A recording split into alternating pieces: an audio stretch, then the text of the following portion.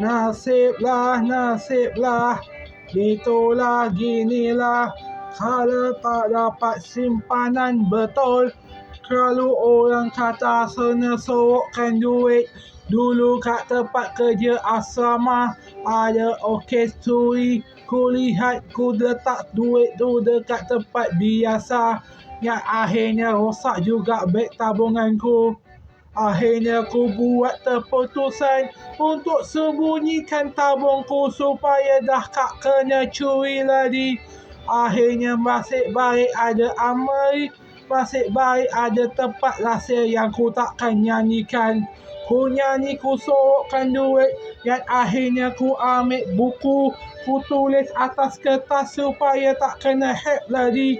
Kerana ku selalu letak dalam handphone, senang sangat hacker mencurinya.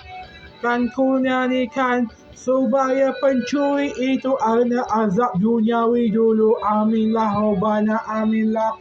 Dulu tablet, sekarang tabungan. Ku harap orang itu kena azab duniawi dulu sebelum azab akhirat. Aminlah.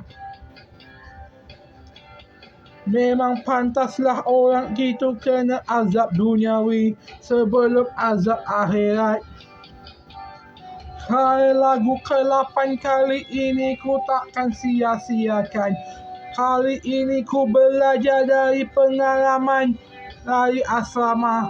Ku tetap bawa balik duit itu, tabungan tetap sembunyikan. Selepas habis kerja tetap bawa balik. Yang ku terus bawa balik, tabung simpan saja dalam bank untuk jadi kaya raya. Ikon supaya jadi kaya raya, simpanlah duit dalam bank atau dalam tabung dulu. Kalau tak muat baru simpan balik dalam bank. Rabbana aminlah, Rabbana aminlah. Supaya anda jadi kaya, simpanlah duit dalam bank. Jangan harap pada manusia. Kerana manusia makhluk hidup, bukan makhluk ciptaan sempurna. Rabbana aminlah. Semoga anda belajar dari lagu pemuluhanku ini. Ini cuma lagu dari pengalamanku sahaja. Dengarlah memori laguku ini. Ku buat lagu dari semua memori dalam kepalaku, bukan dari hati. Memang begitulah lagu kini, lagu itu. Memang nasiblah, gitu sana gitu sini. Dengarkanlah lagu kali ini. Gitulah ginilah, gitulah ginilah lagu yang ku nyanyikan. Oh, aku harap cepat habis siapkan lagu kali ini. Semoga cepat habislah. Habislah. Cepat-cepat habislah.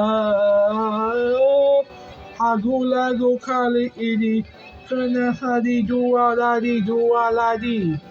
Kaki sudah, lagu sudah, tabung sudah, itu sudah. Lekas-lekaslah jadi kaya.